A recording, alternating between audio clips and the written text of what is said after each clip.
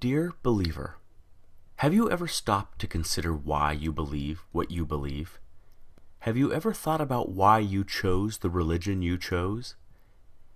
Why do you believe in Jesus Christ as the only means to eternal salvation, and not in karma or reincarnation?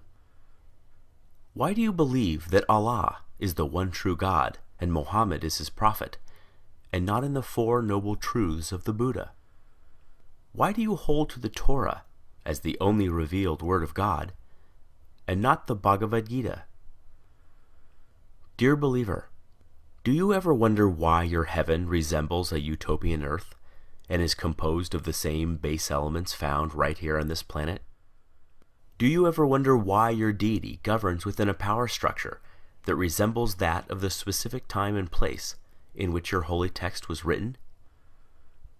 Do you ever wonder why your God looks just like you, or the animals with whom you share the planet? Dear believer, is the faith you practice the dominant one within your culture?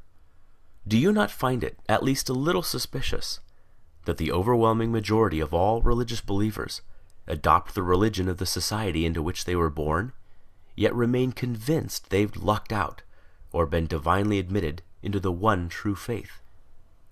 Does it not make you at least somewhat apprehensive that almost every person of faith chooses belief not because of its virtues, supporting evidence, moral codes, or expression of worship, but rather because it was what they were born into? Why, out of the abundance of faith choices available, does almost every believer on the planet choose the faith that's within arm's reach? Are you a Christian because you were born in America or Europe? A Muslim because you were born in Saudi Arabia or Indonesia?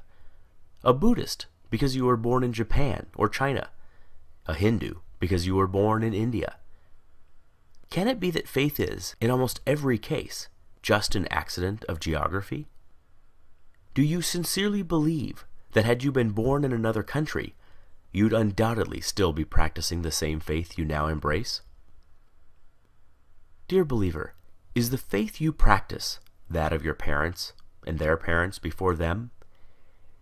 Is it the first to which you were exposed? Did you know that nearly all religious devotees end up believing what they were taught to believe by their parents? Why is it that we scoff at the idea of labeling a young person a Republican child, or a Marxist child, or a Keynesian child, understanding he or she lacks the intellectual discrimination, life experience, and wisdom to make such a complicated and nuanced decision, but we do not raise so much as an eyebrow when a youngster is referred to as a Christian child, surely a choice no less complex? Could it be that there's no such thing as a Muslim child, just a child of Muslim parents?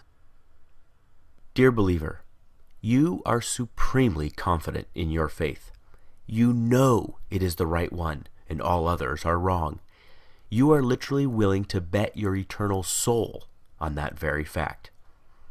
And yet, have you ever stopped to consider that there are 24 major religions and literally thousands of different faiths practiced on this planet?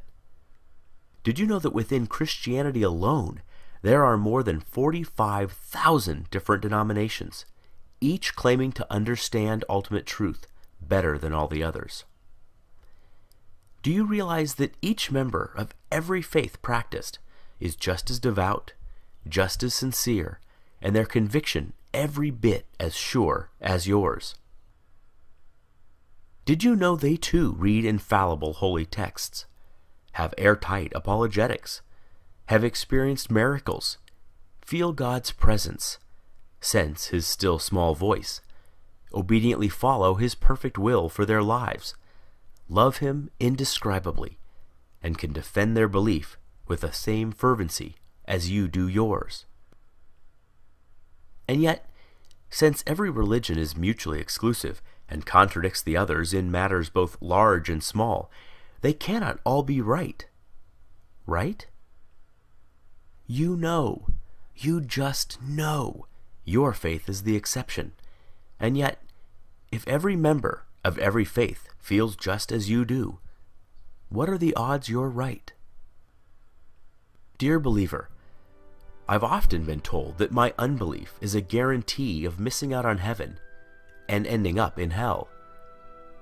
But who's heaven? Who's hell? I've often been told that I should, just to be safe, accept God. After all, what have I got to lose? But who's God? Given so many options, aren't I more likely to choose incorrectly? Might not I be better off wagering on no God rather than on the wrong God? You put it to me, what if you're wrong? But what if you're wrong? What if, rather than Jehovah, Allah is the one true God, or Shiva, or Wu-Tan, or some god on the other side of the planet you've never even heard of yet? The truth is, you already know what it's like to be an atheist in regards to every other faith but your own. It's clear to you that adherents to other faiths are mistaken, deluded, or deceived, but they think the same of you. The way you view them is exactly the way they view you. Every devout Hindu has embraced his faith for the exact same reasons you have embraced yours. Yet you do not find his reasons compelling, nor do you lose sleep at night, fearing that if you die, you'll wake up in his hell. Given this, is it so hard to see why some of us just take our atheism one God further? Dear believer, I wonder if religions aren't just ancient constructs in which early humans attempted to both explain and control the chaotic world around them. Though irrational in content, their emergence certainly isn't. We do not blame our ancestors for inventing religion. There is no shame whatsoever in stumbling when you are blind, or failing to properly construct a puzzle in the dark. But we no longer live in the dark. Science is ablaze in our world and illuminates our way, dissipating shadows and exposing even the deepest of crevices. We no longer live in the cave. We have crossed the valley, scaled the mountains, and have begun to make out the magnificent vista on the other side. We no longer require comforting stories to make us feel safe or valued.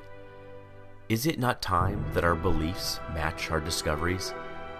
Is it not time that our ideas reflect our new perspective? There is equal, if not greater awe in reality than there is in fantasy. Perhaps it is time to stop telling ourselves that we are the reason the universe was made, that our culture is somehow better than other cultures, that our tribe was chosen over all other tribes. It is time to learn how the universe really is, even if that deflates our conceits, wounds our pride, humbles our point of view, and forces us to admit that we do not have all the answers. Believer, if you honestly value the truth above all things as you claim, as I truly know you do, you must confront these fundamental questions. Far better, Carl Sagan said, to embrace a hard truth than a reassuring fable.